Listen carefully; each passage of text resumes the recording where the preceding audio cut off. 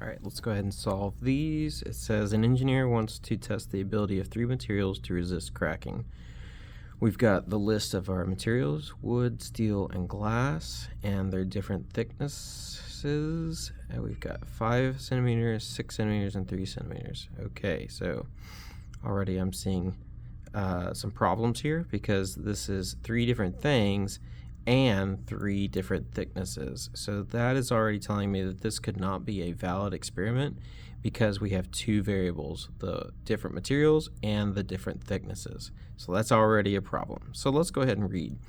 She drops a heavy metal ball, so that's good. There's only one metal ball, from a 1 meter, so that's also a constant, good, above each test material. She can improve the investigation by, well, one, we need to go ahead and eliminate the thicknesses. That's a variable because we're wanting to see 3 materials. This should be our variable. The testing material should be the variable, not the thicknesses. We need all the thicknesses to be the same. So drop a different size ball. No, that would be adding another variable. We don't want to do that. Using materials that are the same thickness, yes, that would make this a lot better. So if they're all 5, if they're all 6, it doesn't really matter. They just have to be all the same. Testing only one material, no, because remember the question is dealing with different materials, how they would be affected by the cracking and whatnot. So it can't be that. Using a feather instead of a metal ball, well, probably not. I don't think of, I wouldn't think of a feather as an instrument of doing damage to materials. So we're going to go ahead and eliminate that one. Okay, let's go ahead and go on to number 2. Just by looking here, I notice that there's a spring scale and I notice that there is a box. I'm going to assume it's on a surface. Okay, so I'm going to say they're probably measuring something with a pulling force. It's going to be going in this direction, and so we're going to be dealing with a force of pulling. So let's read the question now. A student set up an investigation in which he pulled a 100-gram block, so this is going to be 100 grams. That's telling us its mass, across 4 different surfaces. Okay, so this is going to be, the surfaces would be our variable, right? Variable.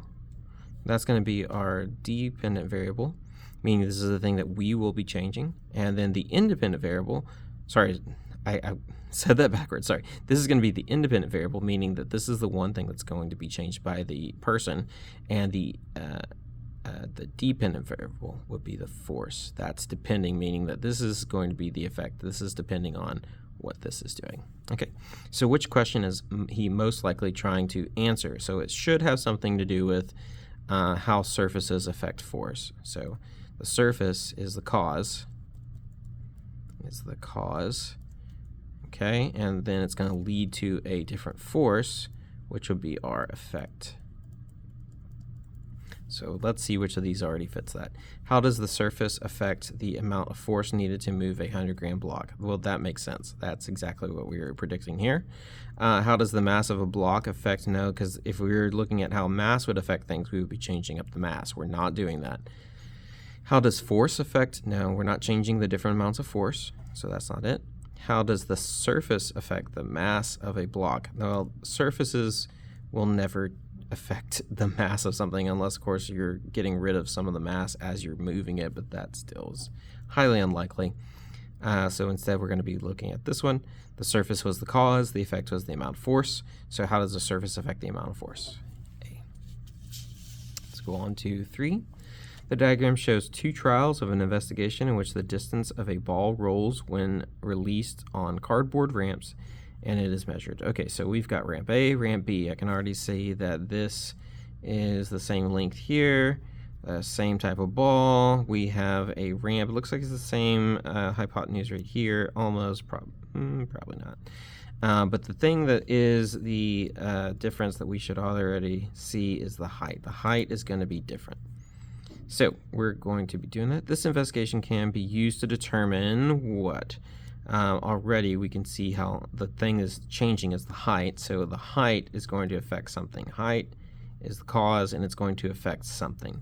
So how a ball's mass? No, that's not the thing that's different. How the material of a ramp? No, we wouldn't be able to tell from here, but it's not necessarily material that's the problem that's different. It's the height. How a ramp's height affects the distance a ball rolls. That makes sense. How a ball affects a ramp's height. Well, I don't think a ball would affect a ramp's height unless, of course, you're putting a ball underneath this somewhere or another and making it go up, but that would not be the best way to create a ramp. So we're going to go ahead and get rid of that one.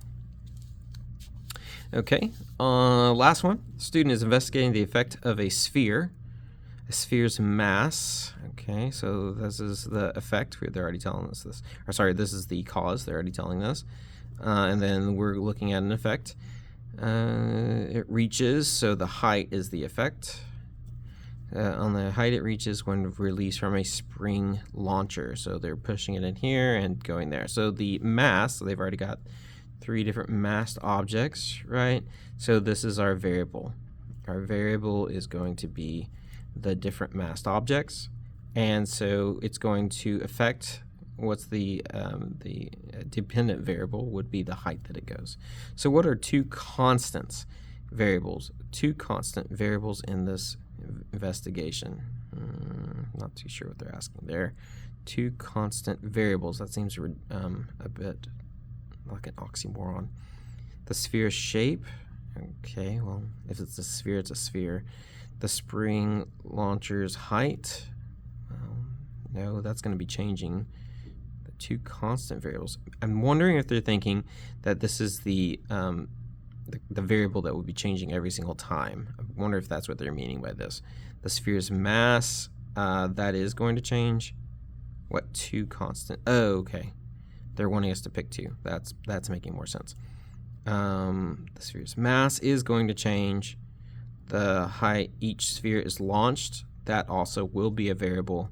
I think that's what they're trying to say. What are 2 things that are constantly variables? But that's a weird way of asking it. I would not ask it this way. I would just say, what are the 2 variables? Constant variables sounds like you're saying which of these is going to be constant, meaning that they're going to be the things that stay the same. I would not ask it this way. So let's go ahead and say, what are 2 variables? Already, I would say it's the mass, because that's the